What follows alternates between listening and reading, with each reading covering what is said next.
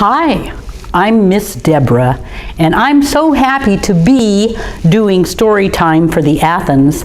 And this week, we're filming some special stories from the Museum of Art DeLand. And we're at the downtown satellite, and right now, I'm sitting in front of a wonderful picture of water lilies in the Prince show. And we're here because I'm going to be reading you the book, Linnea in Monet's Garden, and there's lots of water lilies in this book. I want you to say hi first to, this is a little guy who's, you recognize him? He's from where the wild things are, and some kids made him at our Camp Create that we used to do in the summertime all the time. And I have this other little doll. Her name is Elizabeth Cady Stanton. She's a pal. She went on to become quite a pioneer suffragist for women's rights. And then I have another little friend here, and this is Toto. You guys might know Toto, don't you? Toto's wearing his mask, and anyway, he was Dorothy's friend from The Wizard of Oz. They wanted to be here to hear the story of Linnea in Monet's Garden. This is one of my favorite books. This was published in 1985, and it's written by two Swedish girls. And see, here are actually some water lilies. These are from a distance, though. Now, I'm going to be walking you through this book because it's kind of a book that could take maybe a whole half hour to read, so we're just going to be focusing on certain special parts. Just think, I've been in a famous artist's garden. I've been in Paris, and I've been with my good friend, Mr. Bloom. And in fact, the whole thing was his idea, but maybe I should begin at the beginning. I love flowers. I'm even named after a flower, Linnea. And I'm interested in everything that grows. That's just the way that I am. And that's how Mr. Bloom and I met. He's a neighbor. He knows everything about gardens and flowers, and he started telling me about a French artist named Mr. Claude Monet, who had lived in Paris. And here's a picture. This is Linnea, and I'm actually dressed up sort of as Linnea today, and Mr. Bloom. And that is Mr. Monet, the artist, who's so famous for his watercolor paintings. Mr. Bloom would share his book about Monet, and I'd look at it all the time, and I'd learned about all his family, his wife Alice, and they had 8 children, and they had a big pink house out in Giverny, right outside of Paris. He showed me this picture, oh, so well known, this famous green bridge, and it's called the Japanese Bridge that he has above his water lilies in the garden, the Japanese Bridge. Well, Mr. Bloom and I decided to go on a trip to Paris and to Giverny, and we'd saved our money, and we ended up staying in a lovely little hotel called the Esmeralda, right across from the Notre Dame Cathedral. And it's named after Esmeralda from the Hunchback of Notre Dame. And here she is dancing with her little goat, Jolly. Oh, here we are. We were going up the stairs. And this hotel was built in 1650, and it's still working today. There's little cats that live there and a little dog named Canel. Oh, we opened the windows and we could look out the garden and we could actually see the Notre Dame Cathedral. It's just sort of kitty-cornered off to the side. That next morning, we went to a museum in Paris called the Marmottan. And there we saw the water lilies. Oh my, when you look up close, if you really look, they look so splotchy. They look just kind of like globs of paint. But then when you stand back in the gallery, they just make these unbelievable floating flowers on the water. So beautiful from a distance. He didn't tie a stick to paint them, he just trained his eye. Mr. Bloom told me that this painting here was one of the most famous of Monet's early paintings.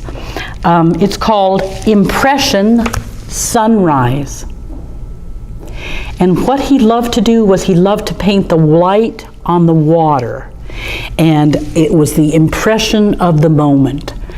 And when he started, he was quite a young man, and a lot of the other critics and older artists in Paris thought, well, he's a young upstart and he's so rough with his brush edges. And they didn't really understand his work, and they gave him the name, oh, that Mr. Monet, he's an impressionist. Well, it ended up changing where a lot of other artists sort of joined in with him, and they became a sort of a school of their own, the Impressionists. So here I am looking at, this is his little fishing boat that he had out on this little pond at Giverny.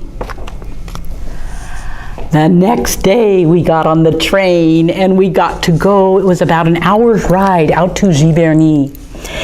We packed a picnic lunch and we were able to leave the lunch with the lady right behind the desk. And then we went out into the gardens, and here's his house, his pink house with green shutters. And there's the garden. Isn't it beautiful? There's all these nasturtiums that are creeping, poppies, loads and loads of roses. I said, oh, it doesn't even look like anything I could have imagined. It's better than I could have imagined, and it's real. This many flowers. And there were lots of kitties living there too. I made friends with this little black cat. Here's some of our flowers, foxgloves, hibiscus like we have here in Florida, the roses, hydrangea. I took lots of pictures of them. That's why you can see them in picture format there. Oh, it was a little hot. It was in August when we were there. I took a little rest on the stoop right afterwards, and the kitty came to join me. Then we got to do a tour of Mr. Monet's house, and they have kept it. He was living there from the 1920s. But they have kept the house and all the belongings right like Mr. Monet and Alice and when their kids were living there. They have this beautiful blue kitchen with lots of tiles. We went out over onto the bridge. I danced on the bridge. Oh, and the birds were singing. See all the water lilies? Yeah. Then Mr. Bloom showed me all these different paintings that Mr. Monet had painted through the years. And Mr. Monet, he had some glasses, but he still ended up getting a cataract, and his sight got worse as he got older, but still, every day, he would come out and pack his paints.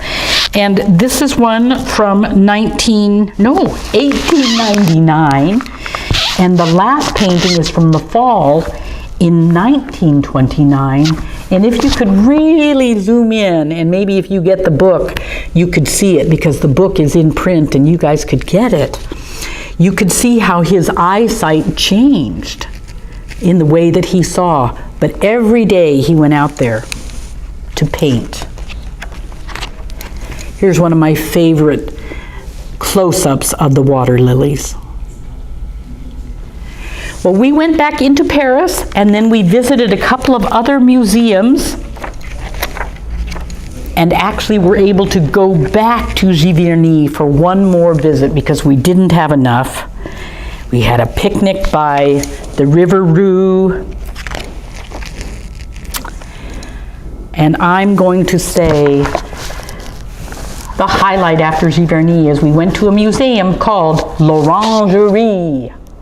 It spells like orangery.